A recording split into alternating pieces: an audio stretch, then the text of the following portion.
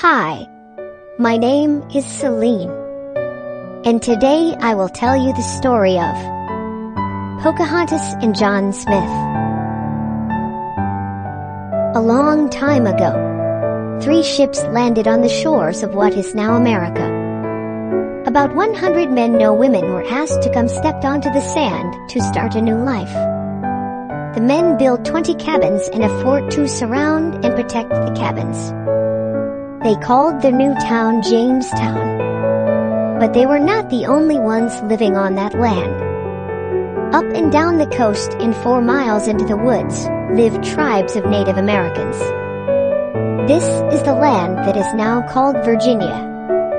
Back then, it was called the Powhatan Confederacy. One chief ruled over 30 tribes in the Powhatan Confederacy, and his name was Powhatan. Chief Powhatan's scouts told him that ships had landed on shore, and new men had built a fort and cabins. They told him the new men spoke in words no one had ever heard before. They wore clothes no one had ever seen before. What Powhatan wanted to know most of all was, where did these strangers come from? Why were they here? What did they intend to do? And how would he become their chief? His scouts told him other news too, that was most odd. They had planted no crops around the fort. No canoes were anywhere near the fort, and the men did not even stand by the river to fish. The men did not go into the woods to hunt either. They had no arrows and bows. Thought Powhatan, these men do not know how to plant, ride a canoe, fish, or hunt. It will be easier than I thought to be their chief. We will bring food to them, corn, beans, and squash. Without us, they will starve. Then I, Powhatan, who rules 30 tribes, will rule over them too. Father, let me come with you, said Powhatan's daughter Pocahontas. No one had seen her slip into the longhouse. I want to see the fort too. Surely not, said her father. You have work to do here. When you are done, you may play with your sisters. I play with them every day, said Pocahontas. Father, please, let me come with you. Powhatan smiled. Ah, my princess, he said. How can I say no to that face? Pocahontas beamed. At long last, an adventure. She felt sure that if she had to sew one more moccasin, or fill one more basket with berries, she would burst. So Chief Powhatan, leading a number of scouts carrying baskets of corn, beans, and squash, and with Pocahontas beside them, all went to the fort. When they got there, they set down the baskets and stepped back. In a minute, the men of Jamestown in their odd clothes and speaking their odd language came out of the fort to greet the visitors with smiles. The gift was accepted. Pocahontas saw something else that made her smile too. Boys a bit older than she also came out with the men of Jamestown. She waved to the boys, and they waved back. When the adults were trying to talk to each other using their arms and hands, she said to them, "Want to play?" They did not understand her words. But soon they were showing her how to play tag and stickball. And she was showing them how to do cartwheels. After a while, Powhatan called, "Pocahontas, it's time to go." Every 4 or 5 days after that, Pocahontas came back with the others to the fort. Each time, Powhatan's scouts carried corn, squash, and beans. Sometimes for a special treat, maple sugar too. Pocahontas learned the names of her new friends, James, Nathaniel, Richard, and Samuel. And they learned her name. She also learned the name of their leader, John Smith. The days became shorter, and the rain stopped coming. The corn in the fields dried up. The squash and the beans on the vine dried up. Berries on the bushes dried up. "We cannot take food to the fort anymore," said Powhatan. "We need to save all we have so our people will make it through the winter. We must go to the fort and tell them."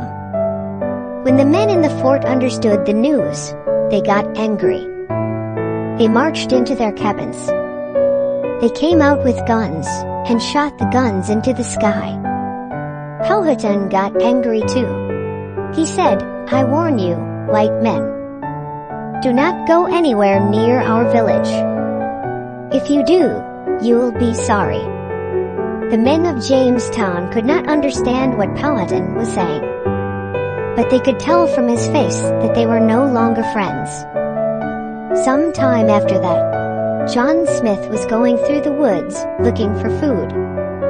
He was close to the village of Powhatan, too close. Powhatan's brother and some of the tribe saw him pass. In a flash, they jumped out at him. They held John Smith down to the ground and took him back to Powhatan's village. "Now it will be done once and for all," said Powhatan. "I will be chief to all the people in the fort." That winter, John Smith could not leave Powhatan's village. Still, the Native Americans made him feel as comfortable as a prisoner can be. Pocahontas also spent time with him. Day after day, they would teach each other the language that each other's people spoke. As the snow melted, the people of Powhatan's village started to get ready for a celebration. Powhatan called John Smith into his longhouse. "The festival will soon be here," he said. "What festival?" said John Smith. Now he could better understand what Powhatan was saying. "The festival to mark the time when your people join my people. When I become your chief." "That will never happen," said John Smith, scowling. Powhatan did not know the words the young man was saying, but the chief could tell that John Smith was angry.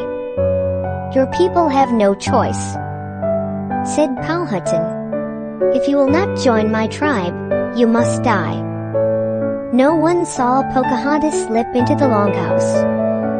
Powhatan said, "Put his head on the rock." Two strong braves grabbed John Smith and pushed his head down on a rock. Powhatan lifted a large rock above him, ready to strike. "No," the girl cried out. All of a sudden, Pocahontas rushed up and bent over John Smith, placing her own head over his. Powhatan held the rock high in the air. "Pocahontas," he cried out, "move away." "I will not move," she said, turning her head to the side. "Let him be. Let all of them be." Powhatan held up the rock. Then he lowered his arms. "My daughter," he said in a soft voice. "You are right. One harm causes another." Powhatan set John Smith free. Powhatan's tribes brought food again to the men in the fort, this time smoked meat and fish. In return, the men in the fort gave them glass beads and copper. Now, the moccasins sewn by Powhatan's people were decorated more beautifully than ever. Both sides traded what they could, and each was the better for it.